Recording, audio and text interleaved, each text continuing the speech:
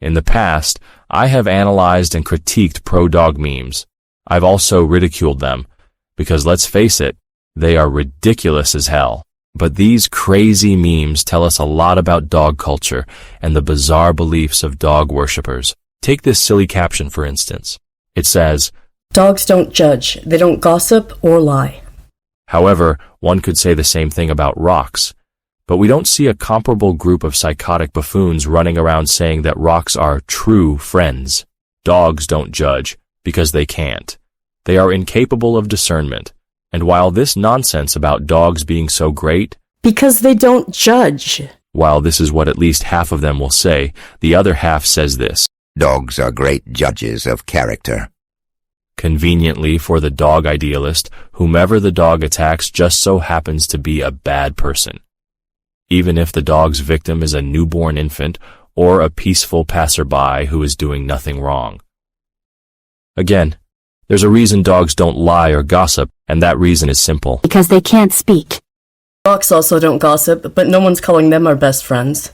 We don't call hailstones, hamsters, hamstrings, hippos, hummingbirds, or hurricanes our best friends.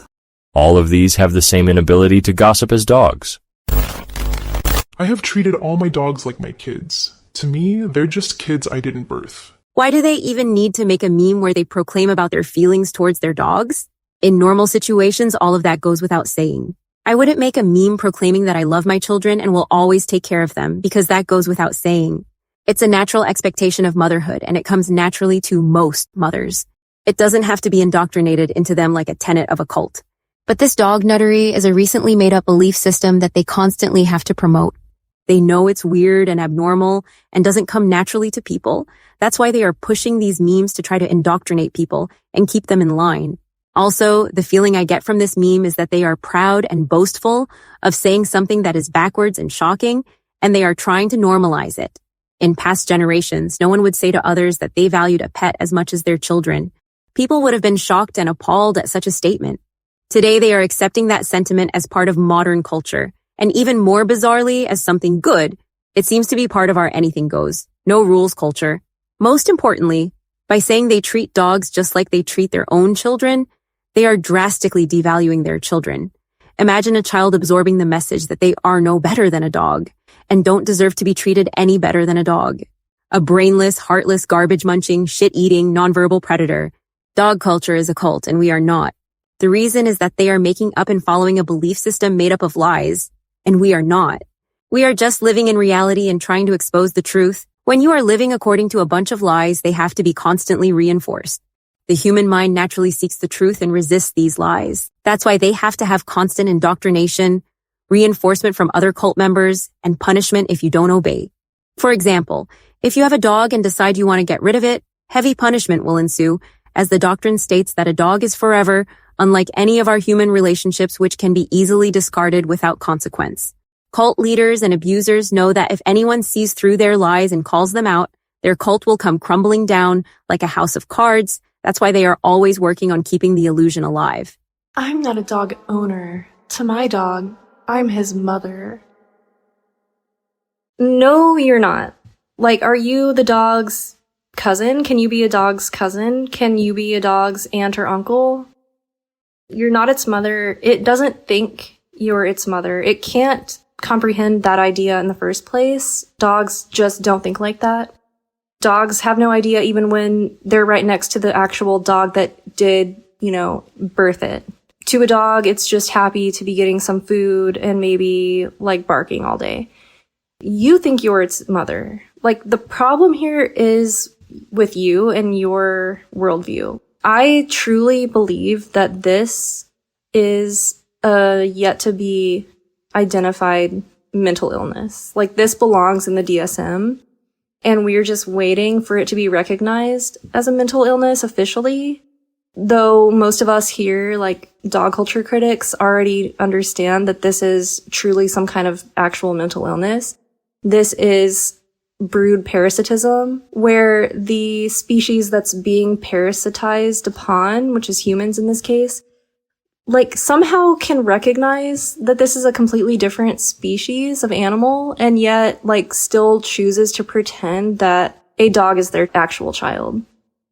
sometimes to the detriment of their own biological children. I just don't understand this mindset at all. I don't understand how someone can like unironically make this meme or claim, but that is nuttery in a nutshell. So legally speaking, dogs are property.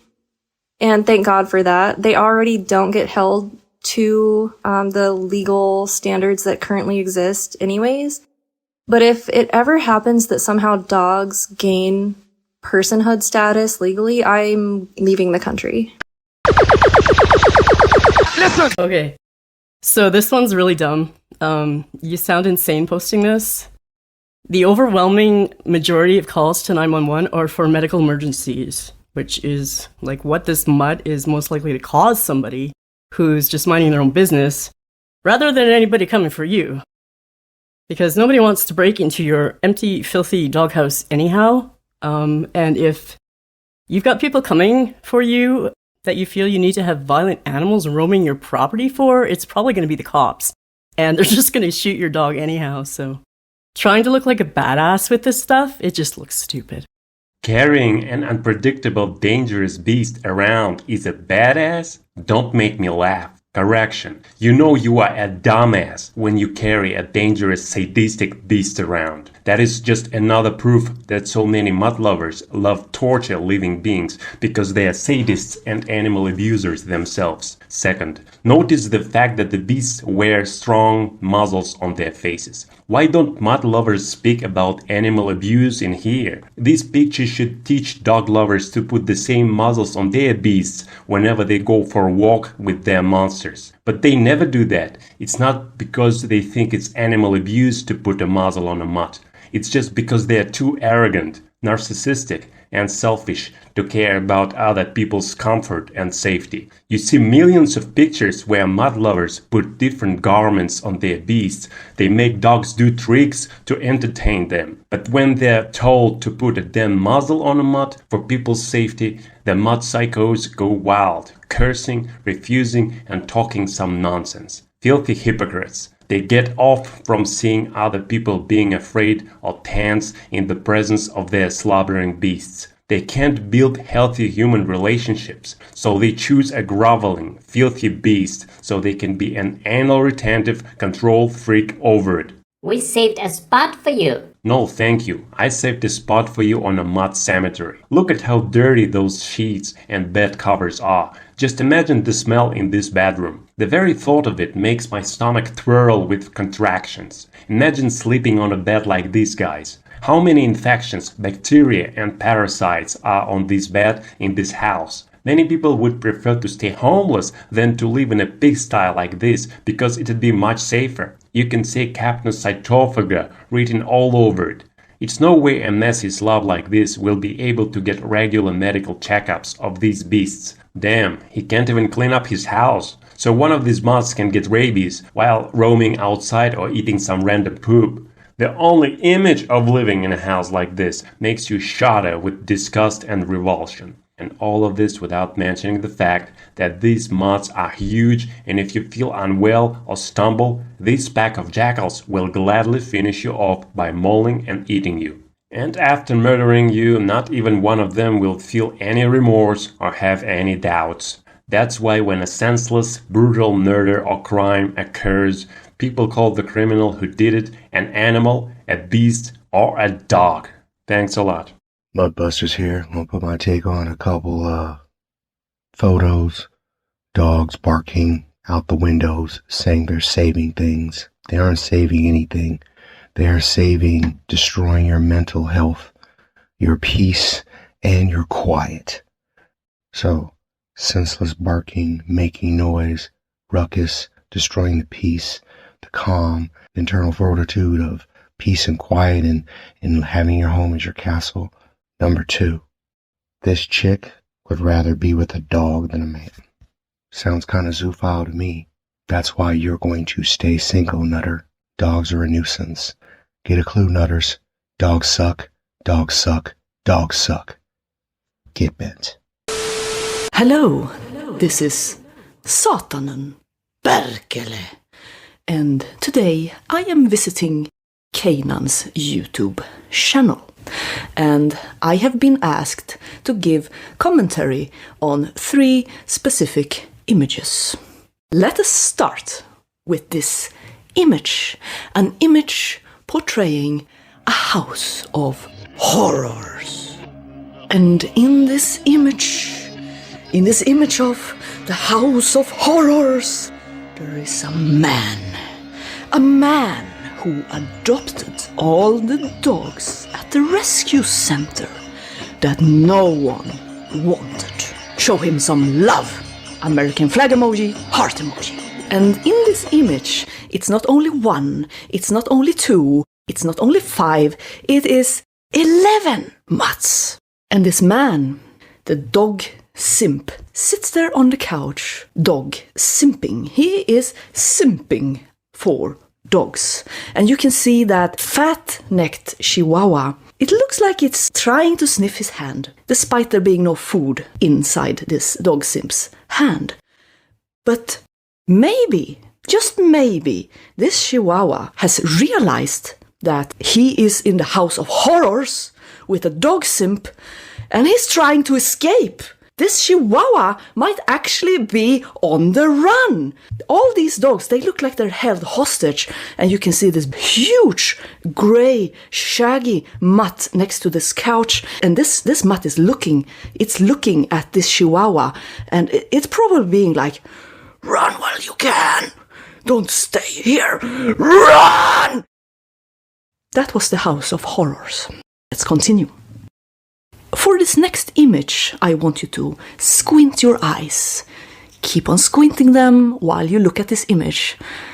And it kind of looks like something turd-shaped. It's like brown, kind of looks like something turd-shaped. And now I want you to open up your eyes. Open them up very, very wide. And keep on looking at this image. And now you can still see 3 turds, but in HD. Last image. Barked at mailman. He said, "How cute!"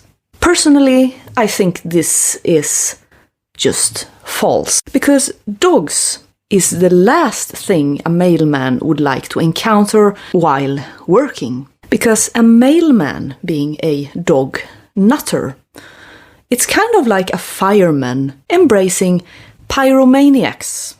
It simply doesn't make sense. And this is what I personally call dog nutter logic. Do not drink and drive. And your dog will not understand why you didn't come home. These memes in this dog community is fucking insane. These people have no common sense. All they do is think about themselves, and they act like these animals are human. Like they have human emotions. And it's something I constantly have to discuss with people, that these things don't have complex emotions. But they love to add it in to their little captions and on social media like they do. And it is very frustrating. These people cannot control themselves. It doesn't matter if it's a person involved. It doesn't matter if it does not fucking matter. All that matters is these fucking dogs, okay? That's all that matters to them. It's so fucking frustrating to me to live in this society and watch people choose these things over everything else. I know I'm supposed to focus on just that meme, and it's so difficult to do. The problem is so much more complex than just social media. It's the whole entire... It's these fuckers, man.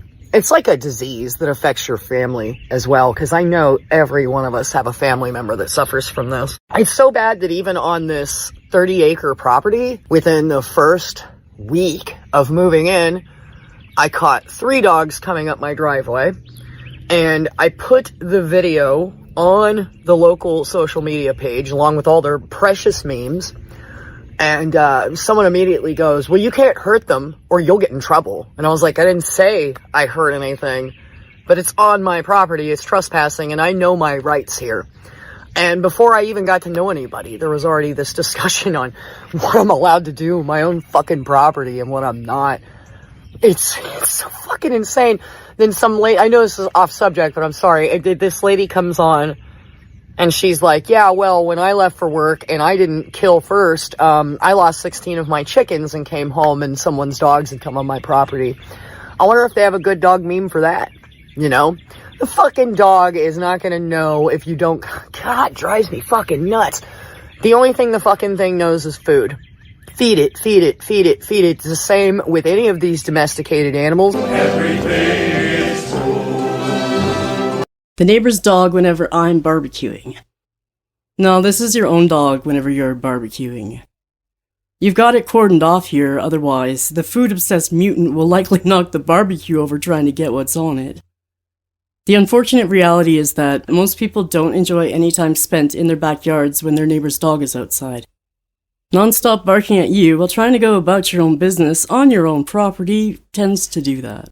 Because massive carnivores that can tear you apart just love being put in chokeholds while someone takes their picture. These are two different images from two different dog nutters. It's worth noting how readily they acknowledge how dangerous these vicious monsters are, because on the one hand, they acknowledge that these foul beasts can easily tear grown adults apart, but, on the other hand, these nutters think their own beasts won't ever harm them. They assume that every dog will react violently to a potential intruder into their home, never once stopping to realize that if someone they loved had to get in due to an emergency, or even if they showed up invited, those same dogs would regard them as an object to attack, just as they would a possible intruder.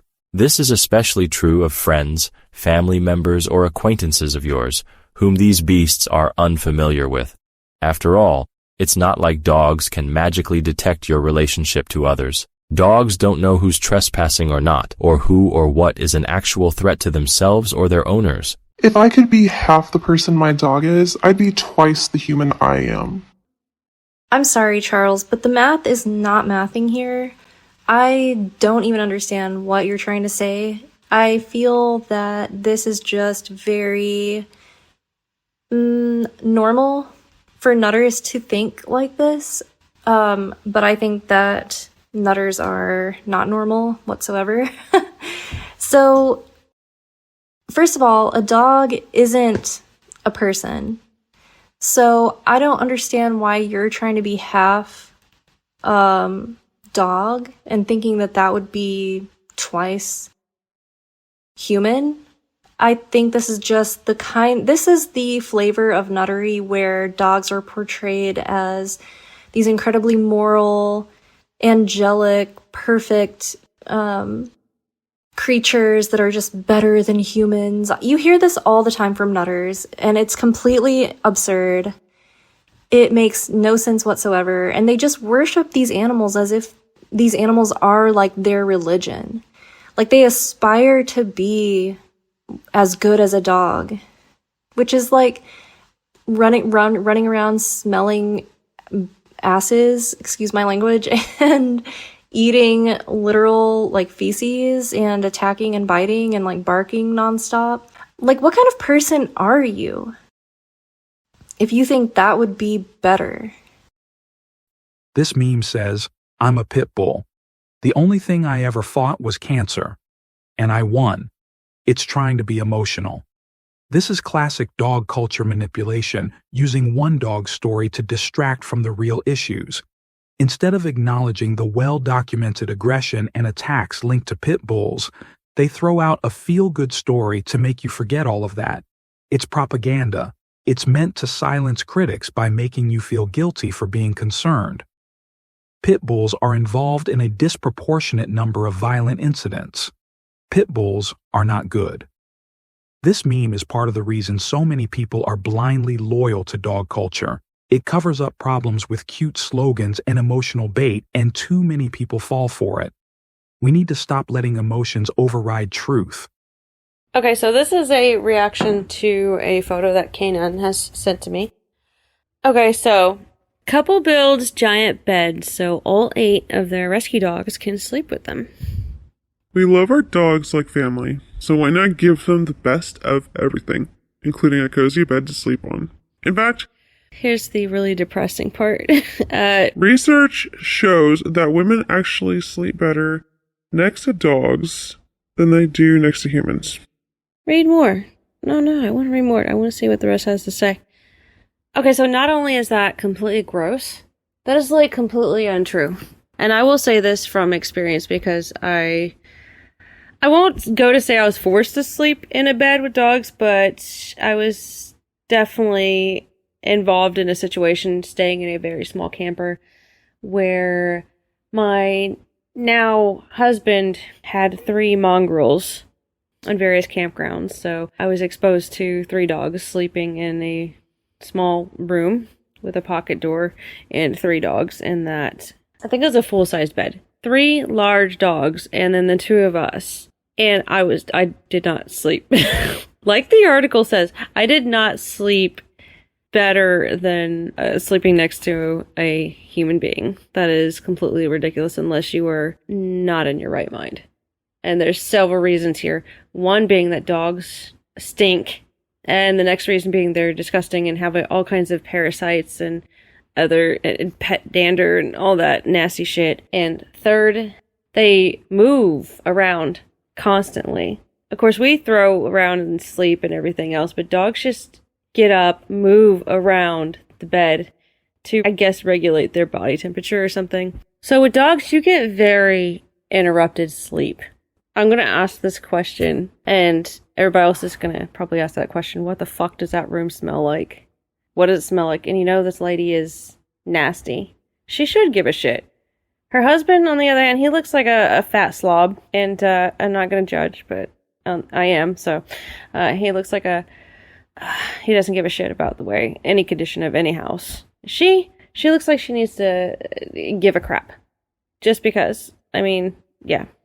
But because she's allowing this to go on, I guarantee she doesn't. I bet she doesn't even wash that bedding either, because anytime any person willingly has a dog in their house, they don't care about their stuff. They don't care about the people around them. They don't care about themselves and their health. They just don't. And I guarantee, like, people are not educated anymore in the way that they should know these dogs carry tons of parasites. Even if they are treated for the said parasites, there's so many, and a lot of them are actually becoming resistant to medications.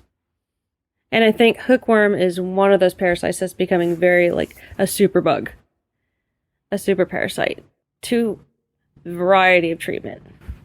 I guarantee that this couple does not know this. That they don't know that our dogs are dirty because people are not being taught anymore that dogs are dirty. And even if they were taught and they do know, they don't care. People don't care anymore how nasty they are. Really. People are becoming very selfish in the way that they need affection aside from human. And I don't even want to know what goes on here. She may sleep with these dogs. He may sleep with these dogs. I don't know. But I'm seeing a lot more things coming out forward, declaring that people are in relationships with dogs. And it's becoming very mainstream and very alarming. Not so much taboo anymore. And one more thing I'd like to cover is that these people don't care about people. Okay, so if they had a kid, it would either be by mistake, if they pop out a kid, or they want a damn success story for their mutts. They want to have a child to prove how gentle and loving these mutts are. And that they wouldn't hurt the baby. Look, that's the only reason that these idiots would pop out a kid, just for a success story to set their dogs up, if that makes sense. So yeah. Ew, how about no? I swear, like, being opposed to dogs out here in the world, it feels like single-handedly battling a nationwide mental health crisis. I guess, well, because it is.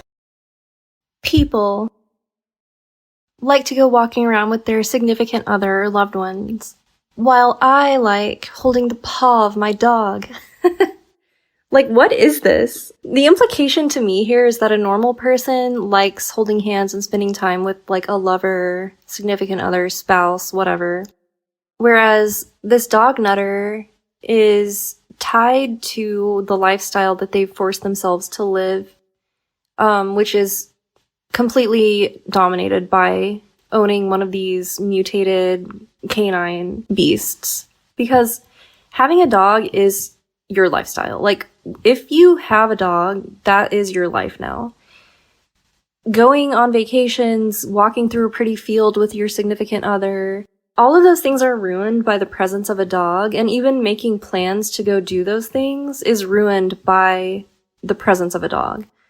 So you can't just be spontaneous, you can't take trips, you can't go walk through a pretty scenic location with a loved one, because you either have to figure out where to put this stupid dog while you're gone, try to like guilt one of your family or friends into watching it for you, pay a pet sitter that might end up getting Jacqueline Duranded. So yeah, I mean, I feel like nutters make memes like this to try to assuage the feelings of loss they have, that they're missing out on actual life and living because they've made their entire life and identity about a stinking, carnivorous, brood parasite. I was recently requested by K-Nun to provide commentary on an absurd dog meme. The dog meme I am responding to reads as follows: dogs are meant to be family. If you can't invite them into your home and love them like family, don't get one. To start off, no, dogs were never meant to be our family members. From time immemorial, dogs, or Canis lupus familiaris, were bred to be servants of man, not our actual family members. Though I suppose if one wanted to be cheeky, they could argue that since the etymology of family literally means servant of the household, dogs should aptly fit that category. This argument falls flat when you consider the concept of family, at least in the sociological context, has traditionally been applied to humans, and for good reason. According to psychology, human beings have 5 distinct needs which must be met in order for us to live our most optimal ideal life. Those needs are as follows. 1. Physiological needs. These are the basic survival needs, such as food, water, warmth, rest, and shelter. They are foundational as they are essential for physical survival. 2. Safety needs. Once physiological needs are met, the focus shifts to security and safety. This includes personal, emotional, financial security, as well as health and well-being. 3. Love and belongingness needs. Social needs become significant, such as friendship, intimacy, trust, and acceptance. This involves forming relationships and being part of a community. 4. Esteem needs. This level focuses on the human desire for recognition and respect from others. It includes self-esteem, confidence, achievement, status, and the feeling of accomplishment. 5. Self-actualization needs. This is the highest level, representing the fulfillment of personal potential and self-fulfillment. It involves pursuing personal growth, creativity, and realizing one's abilities and talents. You'll notice that of the 5 needs I just listed, all except for physiological needs are psychological. That means 4 out of 5, or 80%, of the most essential human needs can only be satiated through emotional and psychological interactions, and ideally these interactions are meant to be experienced with other humans, not dogs. In my previous video, The Importance of Your Face, I mentioned how infants are biologically wired to react positively to facial stimuli over non-facial stimuli. In addition, studies such as the still face experiment, conducted in the 1970s by American psychologist Edward Tronick, demonstrate that infants react more positively towards upbeat and cheerful facial expressions over blank, monotonous ones. These interactions play a pivotal role in human brain development.